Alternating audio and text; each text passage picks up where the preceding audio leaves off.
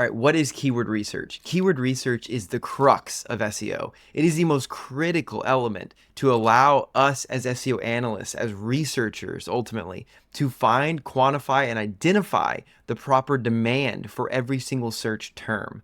And this is really, really important because, for example, you can have the word running shoes or shoes for running. No matter how you kind of move around these words, they're going to basically have different quantities of demand. They're going to have different amounts of people searching every single month.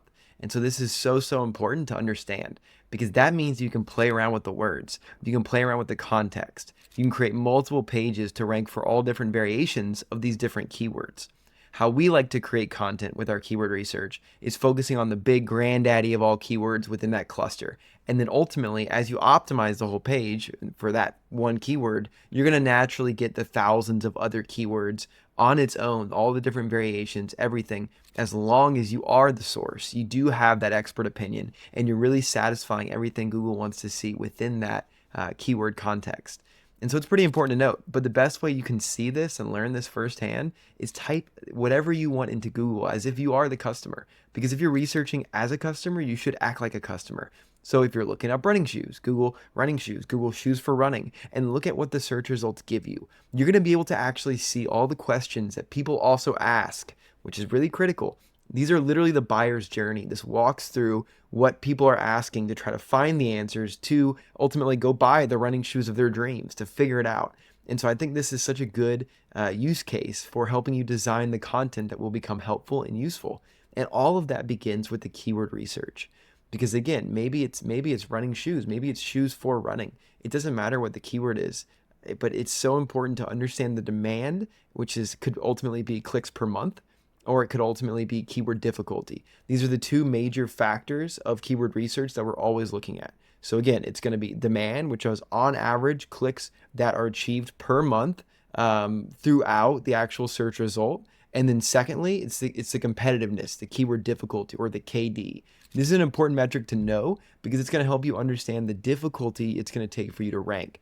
This is typically, like with Ahrefs and SEMrush, associated with domain ratings and backlinks, and you can get really technical. But at the end of the day, it's almost like comparing. It's almost like a spark chart of saying like, okay, hey, this is like a hot cold index. It's like this is really difficult to rank for, so we can't really keep our hopes up that we're going to get it, but we're going to write about it anyways. Whereas if it's a very long tail keyword, which means that the keyword literally has a lot of words in it. So like, for example, if your core keyword is running shoes, then the long tail keyword version of that could easily be running shoes for kids or white New Balance running shoes. Like, again, that's a long tail keyword, meaning literally there are a lot of words in that keyword. Also important designation. A keyword can have multiple words, which it sounds ridiculous as I say this out loud. But for example, running shoes, even though there's two words, that is still considered one keyword. So it's really important designation here as we talk about keywords that they could be multiple words. But usually what we're going to say is that's a main keyword or that is a long tail keyword because there's different intents and different ability to rank for each of them. Long tail keywords traditionally have lower volume, but they also have lower difficulty, so they're easier to rank for. Whereas the inverse is the case for the main keywords, like running shoes itself. High difficulty, but of course, very, very high volume. But even if you're a small site, like a brand new shoe company that just started up, and you're basically trying to rank for running shoes because that is your core product, you still actually should write a bunch of articles about this, about, why running shoes are best for you, how they fit, how many miles can you put on, average running shoes, all these different questions. What is the price range of the average running shoe? Like, you want to still write about all those areas, but you're probably not going to win the main core keyword. What you're going to win is a lot of long tail keywords, which you're not even actually targeting from the start. But it's like pulling a thread from a quilt and it slowly unravels. As you start to see what Google's going to give you keyword-wise with Google Search Console, with Ahrefs, you're going to be able to understand much better kind of the next play, the next step. So a content plan, which is comprised of a variety of keywords that perfectly match our target area, our core commercial intent that we're basically going for as a brand with the SEO plan. We start with that whole content plan, which is just, again, a clustering of different keywords around a topical space, which we're going to get into building these shortly. But it's important to note that once you have that plan, then you're just basically mapping difficulty, you're mapping search volume to it, and you're trying to understand, okay, now how can I best fit the search intent of each of these research queries? So for example, if your keyword is running shoes for kids, you're going to put that in Google and you're going to look at what shows up. What are the questions people ask around running shoes for kids? What type of pages show up? Is it typically collection pages, or is it literal just product pages? So meaning a singular product, or is it a multitude of different products? We need to match that search intent. That's going to help you determine where to put that content on the page. If it's collection pages that are ranking number 1, 2, and 3, then you better believe we got to put that long form copy at the very bottom of a collection or category page to better match exactly what Google wants to see.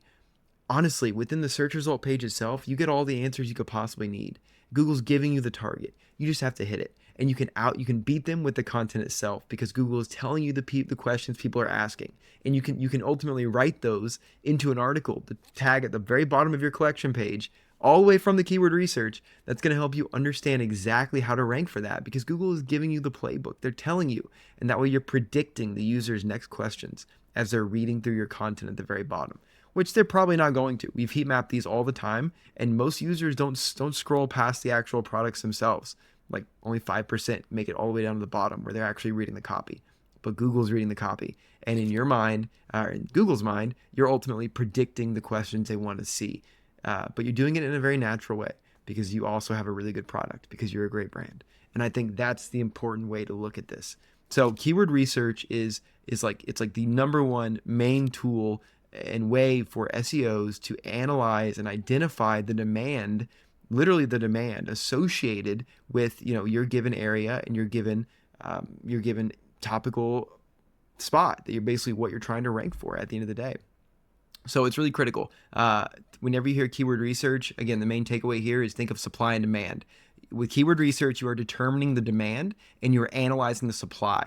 The demand meaning the clicks that are occurring each month off that keyword, or how many searches are happening each month. And then the supply meaning what is the keyword difficulty? How difficult is it to rank? How many other suppliers are out there basically fighting for these actual terms? And so it's a really good way to think about keyword research, is you're ultimately trying to find the sweet spot between supply and demand where you can satisfy that niche level of customers, whether you're a small business or cast a very wide net if you're a large business with a really strong domain rating and an incredible backlink profile. Then you can rank for anything, assuming your content's structured properly, which we will get into soon.